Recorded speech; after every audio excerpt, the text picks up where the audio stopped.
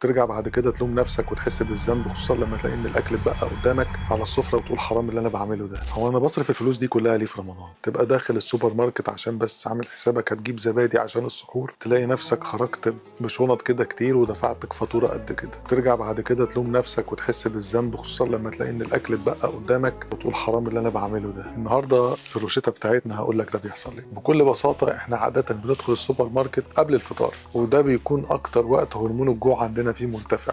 اول لما هرمون الجوع بيرتفع بيأثر على قراراتنا ده تلقائيا يعني، فبتلاقي نفسك بتبص على حاجه بتعجبك فبتجيبها. اوفر معمول على البسبوسه فجبته، اوفر معمول على الكنافه فجبته، تخرج من السوبر ماركت معاك شنط قد كده ودافع فاتوره قد كده. احنا بنعوض احساسنا بالجوع باحساسنا بامتلاك الاكل اللي احنا بنشتريه ده، بتحس بالامان. طب ايه الحل للغلطه اللي معظمنا بيقع فيها دي؟ اولا حاول على قد ما تقدر ما تشتريش حاجه وانت جعان، بلاش تدخل الماركت قبل الفطار، ده اولا. ثانيا اعمل لنفسك كده لستة بالحاجات الاساسيه اللي انت محتاجها، ولو شفت حاجه مش اساسيه وعجبتك قول هستنى لليوم التاني ابقى اجيبها. اخر نفسك وعاده مش هتجيبها لو اخرت نفسك. الحاجه الاهم واللي انا بحب اعملها دايما استخدم الكاش، هتحس بالفلوس اللي انت بتصرفها وهتحاسب نفسك كويس. رمضان في اصله هو شهر للعباده والخير مش شهر للاستهلاك. قول لي ايه اكتر حاجه انت اشتريتها وحسيت ان انت مش محتاجها في رمضان؟